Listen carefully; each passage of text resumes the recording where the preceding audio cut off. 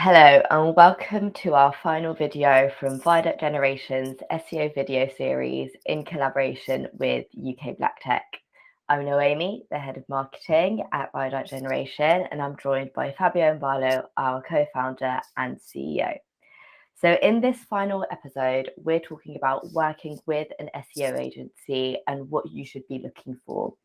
So obviously during the pandemic, SEO has become as relevant as ever for many businesses as they've moved online. Given this additional pressure on marketing teams and the ever-evolving discipline of SEO, sometimes it can be best to outsource this work to specialists in the field. So how do you find the right agency for you? So we're going to be covering some of the typical questions we get asked at the beginning of our working relationship with a client and how we can show clients that, we're the right ones for them. So let's get into it.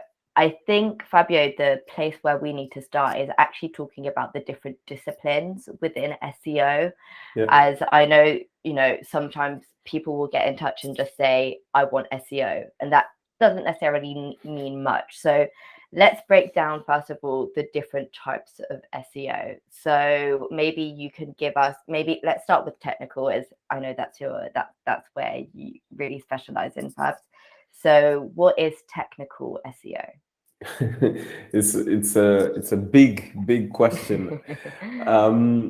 Okay, so technical SEO essentially just looks at the like essentially the performance of the site, okay, the user experience of it, like how well organized and structured the website is, how fast it is, how easy it is for a user to find exactly what they're looking for. So through the navigation bar, for example, how well every category within the website is structured and laid out, just to ensure that the user gets the best experience possible.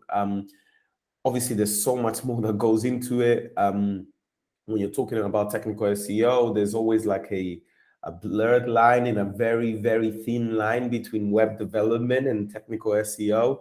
As a matter of fact, web developers and technical SEOs do have a lot of butting heads because web developers essentially are tasked to build a functioning website, but then technical SEOs come on board to not only have a functioning website, but also have a website that is providing the best experience possible to the end user, So there's so much that goes into it. Like you even start looking at coding and the way the site is coded, because the code sometimes can be so heavy for the website that it then becomes really slow. It looks at the sizes of the images, so how, of course, sometimes certain website owners like to have the best quality pictures out there, right? Because they feel like the aesthetics are super important, which they are, absolutely. But having such good quality pictures sometimes can also be detrimental to the overall performance of your site. So I would say that technical SEO, just without going into too much detail, is looking at that, like the performance of the site and how good the user experience is for your potential customers or site visitors. Great. And then the next kind of obvious category is content SEO. And obviously we hear the phrase content is king more often than not. I know that you have some feelings about that. Can you talk to us a bit about what is content SEO? Yeah, so content SEO is essentially looking at the body of text within a site, right? Not only that, but also the images, as we were just talking about, right? Because a lot of people miss a crucial part of content SEO, which is image optimization, especially if you are an e-commerce brand, right? So if you think about it, Google can't read images, and most e-commerce sites, for example, are full of images, of course, because that's your product that you're selling, right? So you need to ensure that those images have text.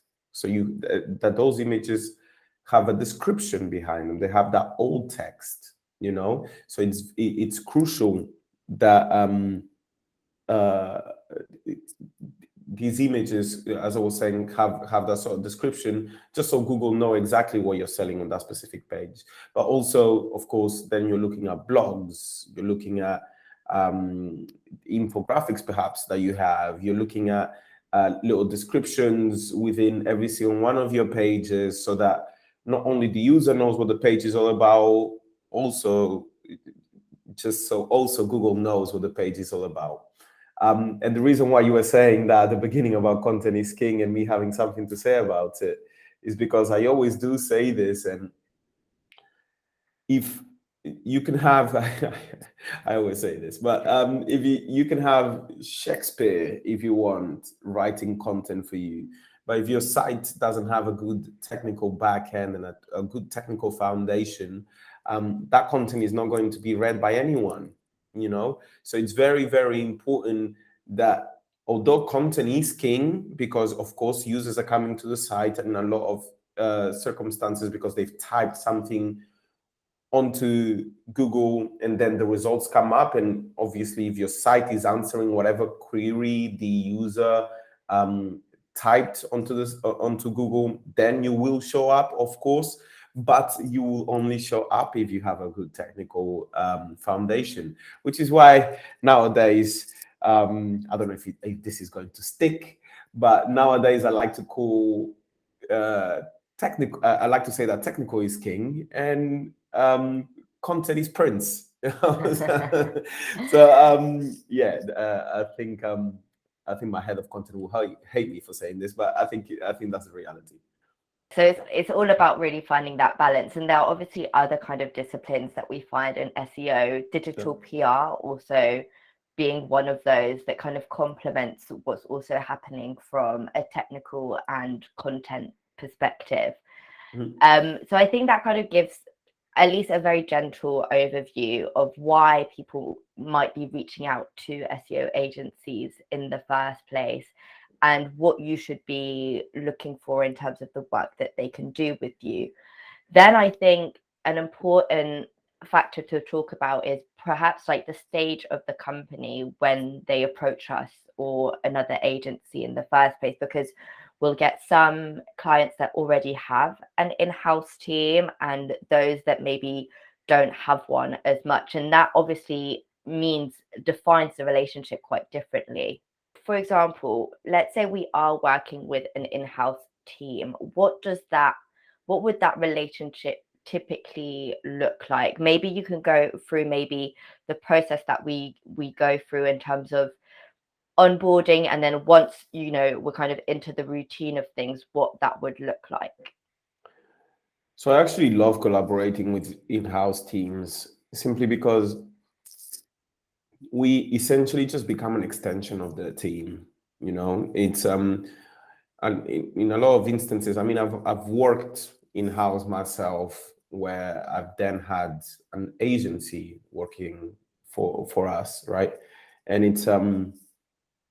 it's great because, as I was saying, it's just essentially it's just an extension of the team, because in a lot of instances, if an in-house team needs an SEO agency, is because they have a lot of work. SEO is a hard practice. There's a lot of expectations put on it, and Google is essentially tricky sometimes to figure out. So it's good to have multiple heads working towards the same goal. So the way we work with our clients that do have an in-house team is we come in, we understand their goals and objectives, we understand everything that they've done up until the point that we come on board. We do our own audit. So we do conduct an audit ourselves to see the sort of health of the site. Obviously, we then present the audit. We agree on key deliverables, things that do have a high priority that do need to be tackled straight away, as well as things that sort of we can do later on. So yeah, it's very much like that, right? Like we come in, It very much depends on the sort of services that they require from us. Sometimes they only require technical SEO from us. Sometimes they only require content from us because they already have the technical side covered. Sometimes they require everything, right? So it very much depends on the sort of needs of the client. But yes, we do come in, we do conduct that audit, we do set those goals, and we do identify the sort of areas that the site may need improvement in, and then we sort of hand in responsibilities to different members of the team, because as I was saying, perhaps their forte is in technical SEO, so we just allow them to take care of all the technical aspects, whilst our team just takes care of the content side of things. It very much depends, and it varies on the sort of needs of the client. Yeah, I think the key word there is collaboration, right? It's not this Absolutely. idea of just providing these briefs and then we go off on our side and they're doing their thing separately. It's this kind of constant communication and this relationship building that's important to have in order to kind of reach success. And it's something that we've said a lot in the past. SEO strategy takes time. It's a long-term game. Absolutely. And so I think managing that relationship is really important, because then that, sometimes we see there are like short-term frustrations if they're not seeing a direct impact in what's happening with their website and the performance of their website. So it's important to keep those communication channels open so that we can kind of manage those expectations and reassure as well. Definitely. I couldn't agree more.